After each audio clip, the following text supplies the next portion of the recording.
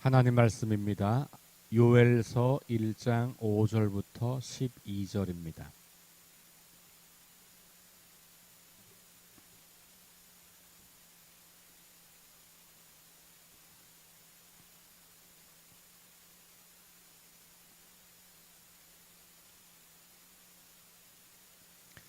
요엘 1장 5절부터 12절까지 말씀을 함께 봉독합니다.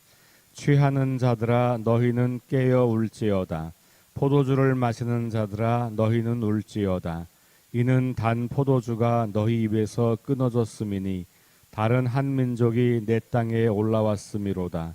그들은 강하고 수가 많으며 그 이빨은 사자의 이빨 같고 그 어금니는 암사자의 어금니 같도다.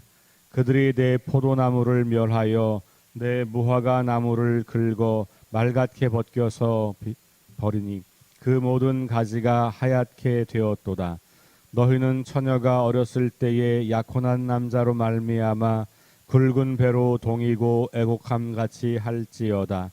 소재와 전제가 여호와의 성전에서 끊어졌고 여호와께 수종드는 제사장은 슬퍼하도다. 밭이 황무하고 토지가 마르니 곡식이 떨어지며 새 포도주가 말랐고 기름이 다하였도다. 농부들아 너희는 부끄러워할지어다. 포도원을 가꾸는 자들아 곡할지어다. 이는 밀과 보리 때문이라. 밭의 소산이 다 없어졌음이로다. 포도나무가 시들었고 무화과 나무가 말랐으며 석류나무와 대추나무와 사과나무와 밭의 모든 나무가 다 시들었으니 이러므로 사람의 즐거움이 말랐도다. 아멘.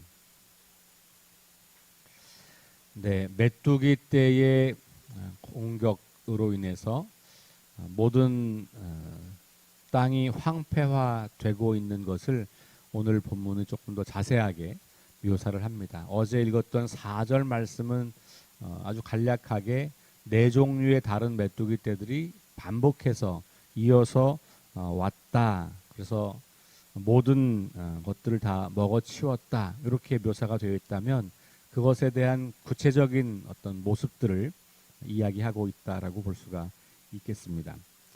그런데 이제 오늘 말씀에서 몇 가지 주목해 볼 만한 것은 첫 번째는 일단 이 사람들에게 깨어라 라고 하는 명령을 하잖아요. 5절 말씀 보면 취하는 자들아 너희는 깨어 울지어다. 포도주를 마시는 자들아 너희는 울지어다. 그러니까 지금 취하여 있고 포도주를 마신다고 하는 것은 부정적 의미가 아니고 여기서는 풍요 속에 있다는 말이에요. 그러니까 이 당시 특별히 구약 성경에서 포도주는 풍요로움의 상징이고 그래서 하나님의 이스라엘을 축복한다라는 표현을 할 때 포도주가 풍성하다, 좋은 포도주가 있다, 뭐 포도나무의 열매가 풍성하다 이런 말을 쓰는 거거든요. 그러니까 여기 지금 포도주에 취하였고 포도주를 마신다라고 하는 것은 매우 풍요로움을 누리고 있다 이런 거예요. 그 풍요로움에 눈이 멀어서 다가오고 있는 재앙을 보지 못하고 있는 사람들을 향하여서 하는 말이에요. 그래서 단 포도주가 너희 입에서 끊어졌다. 그러니까 좋은 포도주가 이제는 끊어졌다는 말이에요. 그러니까 이제 지금 너희가 경험하고 있는 이 유례 없는 재앙은 너희의 풍요로움을 다 빼앗아간 거다. 이런 이야기를 하면서 슬피 울라, 깨어서 현실을 직시하고 슬피 울라 이렇게 이야기를 하는 거거든요. 6절에 보면 다른 한 민족이 내 땅에 올라왔다 이런 표현이 있어요. 그러니까 이제 메뚜기 떼가 지나갔는데 한 민족이 올라왔다 이렇게 표현을 하죠. 그래서 사실은 메뚜기 떼의 습격이라고 하는 이 역사적 사건을 가지고 강대국이 침략해 오는 것을 비유적으로 말한 거다라고 보는 사람도 있고요. 반대로 한 나라를 비유로 쓴 거다 이렇게 보는 분들도 있어요. 그러니까 어쨌든 둘 다 역사적인 사실이죠. 메뚜기 떼가 습격한 것도 역사적 사실이고 한 나라가 이스라엘을 공격하는 것도 역사적 사실인데 이 요엘서 본문에서 이 두 가지가 다 역사적 사실로 기록되었다기보다는 하나를 사실로 말하면서 다른 하나를 비유적으로 표현한다. 이렇게 이제 보는 거죠. 둘 다 사실이지만 그 사실을 가지고 비유로 쓰고 있는 거예요. 근데 이제 뭐가 뭔지는 정확히 몰라요. 학자들도 의견이 달라요. 어쨌든 중요한 것은 뭐냐면 이스라엘의 역사 가운데서는 메뚜기 때의 습격도 있었고 강대국이 침략해서 이스라엘을 짓밟는 역사도 있었잖아요. 이 두 가지를 다 묘사를 하고 있는 거죠. 그러면서 그럴 만큼 지금 이 이스라엘이 요엘서가 말하고 있는 이 환경에서는 이스라엘이 그만큼 강력한 위기 앞에 놓여 있다라는 것을 말하고 있는 거죠. 그리고 이 한 민족이라고 하는 단어를 쓰면서는 이것이 얼마나 잔인한가라는 이야기를 하는 거예요. 그러니까 메뚜기 때 습격이 지나갔지만 우리가 그 메뚜기 때 습격 그러면 뭐 그냥 별거 아닌 것 같지만 제가 어제 2020년 기사를 읽어드렸던 것처럼 지금도 이 지구상 어디선가는 메뚜기 때가 습격하고 지나가면 농작물의 50%가 다 사라져버리는 이건 굉장히 잔인한 일이죠. 근데 그걸 어떻게 표현하냐 하면 한 민족이 내 땅에 올라왔다 그러면서 강하고 수가 많고 이빨은 사자의 이빨 같고 어금니는 암사자의 어금니 같다 이런 표현을 하는 거죠. 다니엘서에 보면 다니엘의 환상 가운데서도 내 나라가 반복해서 이스라엘을 공격한다 이런 표현들이 등장하고 거기에도 이런 이빨 이런 표현들이 등장하거든요. 사자 이런 표현들 이런 것들이 강대국이 이스라엘을 무참히 짓밟는 것을 묘사하는 표현들이에요. 이 요엘서도 메뚜기 때의 습격 그리고 한 민족의 공격 이런 걸 통해서 지금 이스라엘이 처해 있는 비참한 현실을 들려주고 있다 이렇게 볼 수 있어요. 그런데 여기에서 중요한 단어가 있어요. 6절에 보면 내 땅에 올라왔다 라는 표현이에요. 7절에 보면 내 포도나무를 멸했다. 내 무화과 나무를 긁어벗겼다. 자, 여기 땅과 포도나무, 무화과 나무의 주인이 누구예요? 하나님인 거예요. 이거 지금 요엘이 하나님이 이렇게 말씀하셨다라고 말하면서 하나님의 말씀을 전하는 거잖아요. 요엘의 이야기가 아니고 하나님의 말씀이니까 여기 나의 내 땅, 내 포도나무, 내 무화과 나무에서 나라고 하는 표현은 하나님이에요. 그러면 이스라엘이 지금 황폐화되고 이스라엘이 땅이 무너져 내린 것이 하나님과 관계없는 일이 아니고 하나님의 땅, 하나님의 포도나무, 하나님의 무화과 나무가 그렇게 됐다는 거예요. 그러니까 하나님께서 이스라엘 백성들이 멸망하는 것에 대해서 이게 나의 땅, 나의 소유물들이 그렇게 황폐화되고 있다고 안타까워하고 한탄하고 있는 모습을 우리에게 들려주고 있는 것이죠. 우리가 하나님의 백성이다 라고 할 때 우리의 생각은 우리는 절대로 망하지 않을 거다 이런 생각을 많이 하잖아요. 근데 오늘 이 표현을 놓고 보면 하나님의 땅도 황폐화되고 하나님의 나무도 황폐화돼요. 그러면 우리에게 중요한 것은 하나님의 나라, 하나님의 백성, 하나님의 소유물들도 이와 같은 지경에 이르게 될 때 우리가 해야 할 일이 무엇이냐? 하나님의 마음을 헤아려 보는 것, 그리고 그 하나님께로 돌아가는 것. 물론 오늘 요엘서는 이유가 명확하게 나와 있지 않아요. 왜 이 이스라엘에 이런 재앙이 있는지, 이 메뚜기 때의 습격을 다른 예언서들처럼 죄라고 규정하지 않기 때문에 이유 없어요. 이유를 몰라요. 원인을 알 수 없는 이 놀라운 엄청난 재앙 앞에서 이스라엘 백성들이 해야 할 것은 이것이 내 것을 잃어버리는 것만이 아니라 하나님의 것이 피해를 당하는 거구나 라는 생각을 할 수 있다는 거죠. 그리고 그 하나님께 나아가는 것, 그 하나님을 찾는 것, 이것이 우리에게 매우 중요한 일이라는 것을 이런 표현을 통해서 우리가 배우게 되는 거죠. 하나님 나라 백성들은 망하지 않는 사람들 이런 말이 아니라 하나님 백성답게 거룩한 삶을 살아야 하는 사람들, 이렇게 이해하는 것이 훨씬 더 중요하죠. 만약에 그렇다면 하나님 백성답게 거룩하게 살지 못했을 때 우리에게는 망할 수 있다. 이게 사실 예언서 전체가 계속해서 말하고 있는 본문인 거죠. 그러니 우리가 하나님의 백성이다라고 하는 자부심이 나는 절대 망하지 않아, 이런 것으로 가는 게 아니라 내가 하나님 백성으로 거룩하게 살아야지라고 하는 방향으로 가는 것이 맞다는 거예요. 그래서 오늘 이 말씀 속에서 하나님께서 이스라엘 백성들을 이와 같은 어떤 재앙을 통해서 깨닫게 해주고 싶은 것은, 너희가 내 백성이라고 해서 아무리 죄를 짓고 아무리 너희 맘대로 살아도 그냥 안전하다고 생각하는 거 착각이다. 오히려 너희가 하나님을 주목하고 하나님을 찾고 하나님의 뜻을 따라 살아가야 하는 존재인 것을 말하는 것이다 라고 하는 것을 생각해 보게 하는 대목이라고 볼 수가 있겠습니다. 자, 하나님의 소유물이 피해를 입은 것이다 라고 하는 것, 하나님의 소유물이 망하게 되는 것이다 라고 하는 것을 우리 기억하면서 또 하나 생각해 볼 것은, 내가 가지고 있는 것, 내가 누리는 것이 내 것이 아니다. 그리고 이게 너무나 기본적인 출발점이잖아요. 우리가 하나님의 백성이다라고 말할 때, 우리가 하나님의 구원받은 백성이다라고 말할 때 아주 기본은 하나님이 우리의 모든 것의 근원이라는 거거든요. 근데 이제 우리는 그걸 자꾸 망각하죠. 왜냐하면 하나님은 보이지 않는 존재여서. 그러니까 우리는 늘 우리가 가지고 있는 것을 우리 것이라고 생각하는 거죠. 우리 언어도 늘 우리 거, 내 거, 뭐 내 집, 내 차, 뭐 이렇게 우리 표현하잖아요. 내 몸.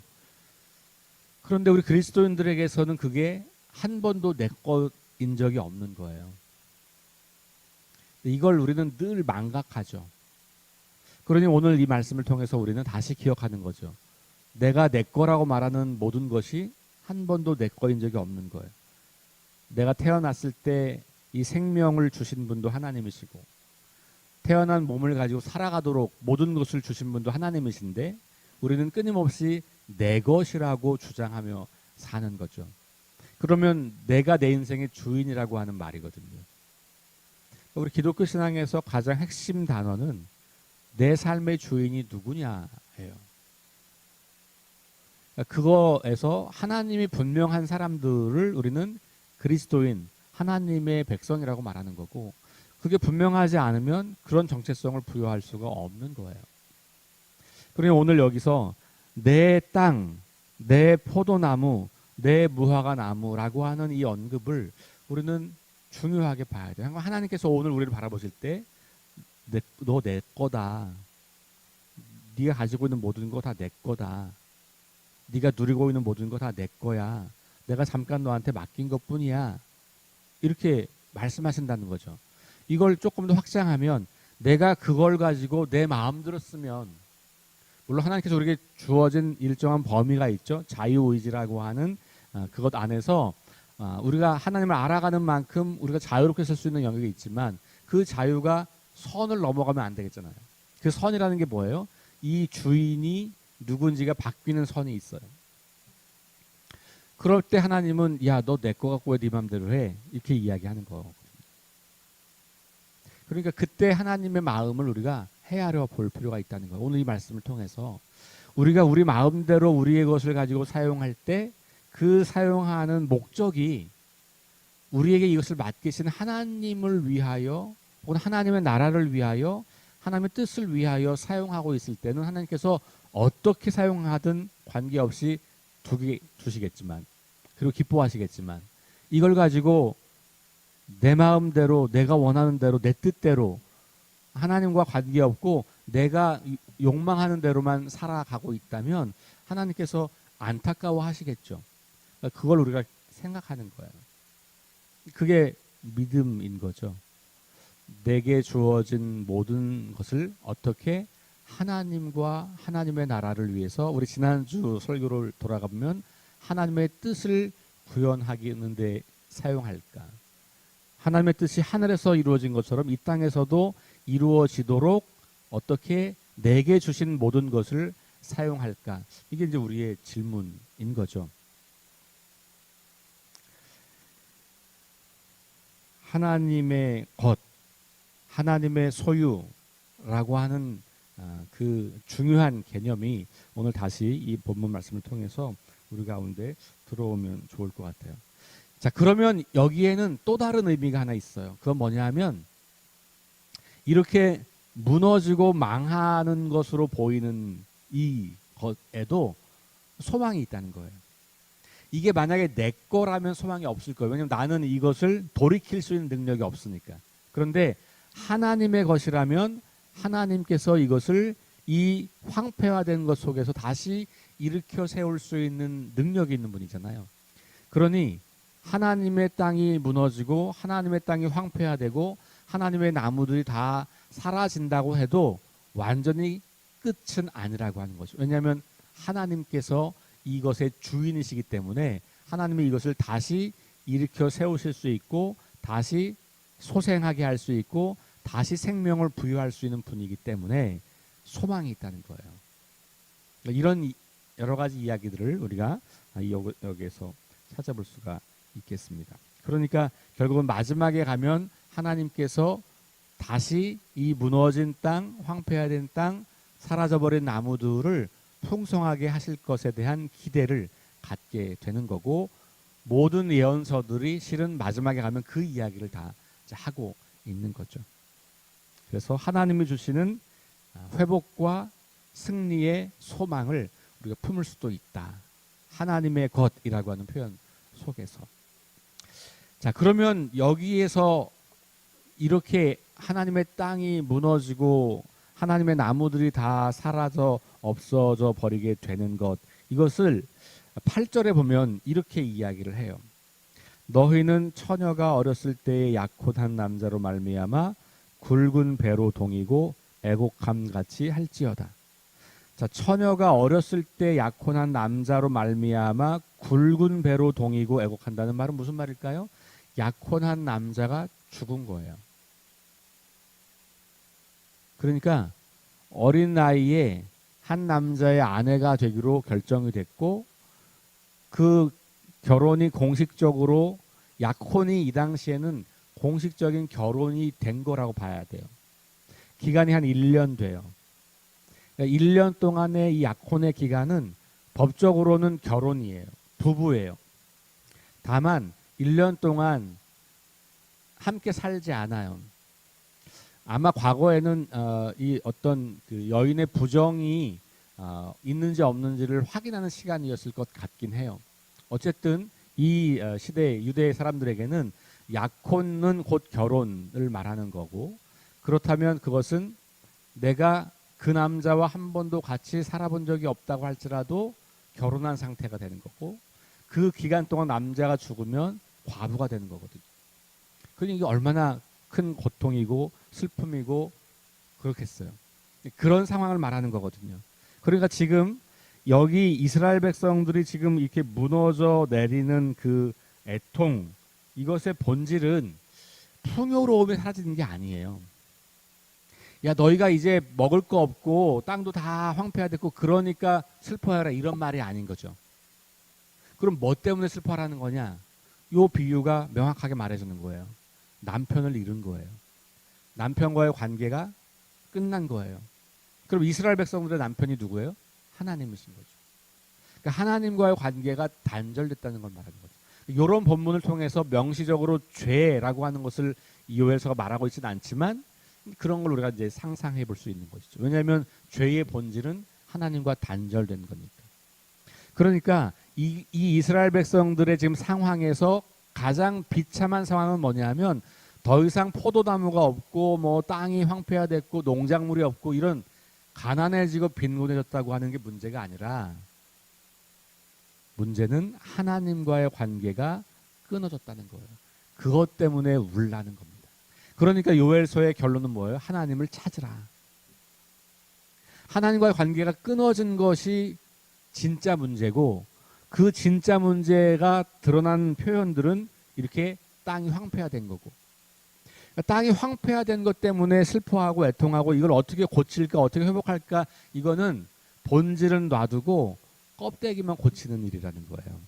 본질은 뭐라고요? 하나님과의 관계가 어떻게 되었는지를 점검하라는 거죠. 그러니 여호와를 찾으라, 여호와께 나오라 이렇게 말씀을 하는 거예요.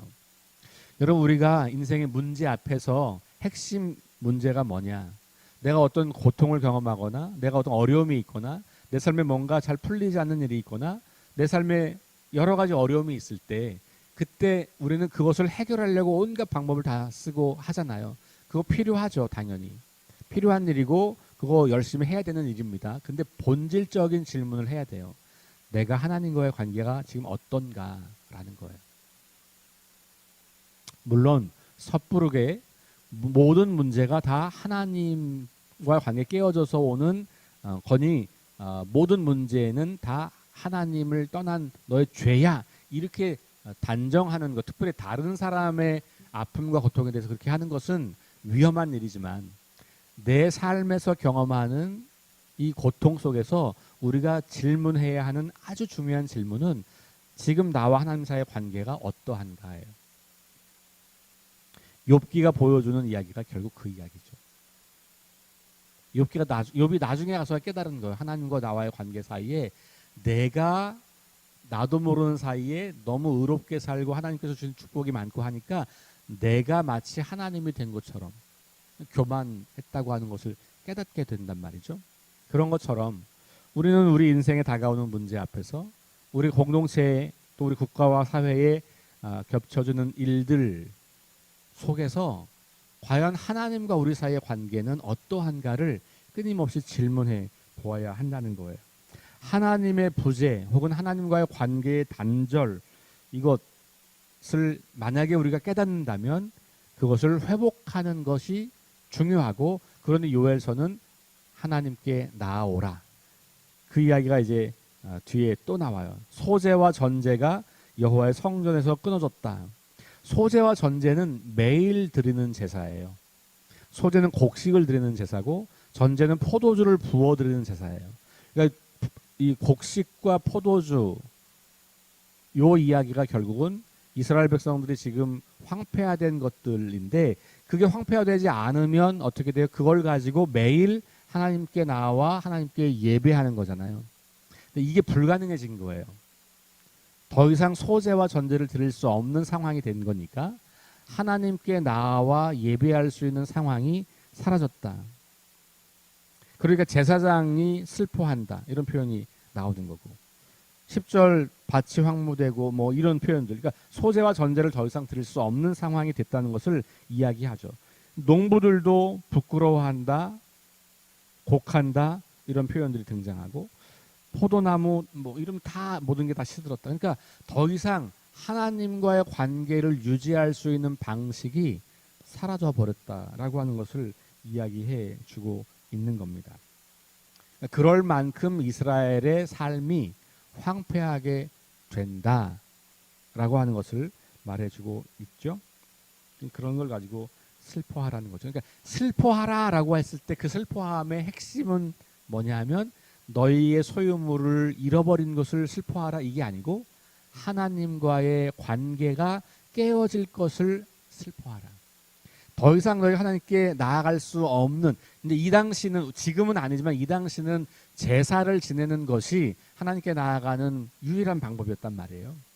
그거를 못하게 되는 상황이라는 것은 하나님과의 관계가 끊어졌다는 것을 염두에 두고 하는 이야기죠. 우리가 일생을 두고 가장 두려워해야 할 일은 뭐냐? 하나님과의 관계가 단절되는 것. 내가 하나님으로부터 멀어지는 것. 하나님의 뜻이 더 이상 분별되지 않는 것. 하나님의 뜻을 무시하고 살아가는 것. 이런 것들이 우리가 가장 두려워해야 할 일인 거죠. 오늘 요엘서는 하나님이 누구시냐? 우리는 누구냐? 그 하나님과 우리 사이의 관계가 어떠해야 하냐라고 하는 이야기들을 한번 좀 생각해 보게 되었습니다. 오늘 하루를 살아가시는 동안에 우리의 모든 것들을 하나님 거라고 고백하시면서 어떻게 오늘 하루 하나님의 뜻을 향하여 이 모든 것들을 사용할까를 고민하시면서 그렇게 살아가시고 그리고 하나님과 내 사이의 관계가 어떠한가를 점검하시면서 그 하나님께 더 가까이 나아가는 하루가 될 수 있기를 주의 이름으로 축원합니다. 기도하겠습니다. 하나님 감사합니다. 오늘 요엘서 말씀을 통하여서 하나님의 안타까움은 하나님의 것이 무너져 내리는 것이고 그것이 결국은 이스라엘 백성들과 하나님 사이의 관계가 무너져 내리는 것과 연결되어 있기 때문에 하나님은 안타까워하시며 이스라엘 백성들에게 슬피 울라고 말씀을 하고 있음을 우리가 보았습니다. 우리는 이 땅을 살아가면서 하나님이 주신 것들을 누리고 살면서 이것이 마치 처음부터 내 것이냐, 내 힘과 내 노력과 내 능력으로 얻은 것이냐, 그렇게 교만하며 나 자신만을 위해서 그것을 사용하려고 하는 욕망들을 우리는 끊임없이 마주합니다. 우리에게 생명을 주시고 우리에게 모든 것들을 공급하신 하나님을 생각하며 어떻게 내 모든 것을 가지고 하나님의 나라를 위해 하나님의 뜻을 위해 살아갈까를 고민하는 우리 모든 성도들이 될 수 있도록 인도해 주시고 계속해서 하나님과의 우리 관계를 점검하며 하나님과의 관계를 더욱 친밀하고 인격적인 관계로 만들어가는 귀한 삶을 살아갈 수 있도록 인도하여 주옵소서. 예수님 이름으로 기도합니다. 아멘. 우리 함께 합심해서 기도하겠습니다. 하나님 말씀을 기준 삼고 성령의 능력을 의지하게 하소서. 거룩한 습관을 형성하여 균형 있는 성장을 이루게 하소서. 다음 세대에게 하나님 나라 복음을 전수하게 하소서. 질병, 전쟁, 자연재해, 가난, 억압으로 고통당하는 사람들을 치유하여 주소서. 창조질서 회복을 위해 힘쓰게 하소서. 하나님 이름이 거룩히 여김을 받고 하나님 나라가 이곳에 임하며 하나님의 뜻이 이 땅 위에 이루어지게 하소서. 우리 함께 합심해서 기도하시고 개인 기도하고 돌아가겠습니다.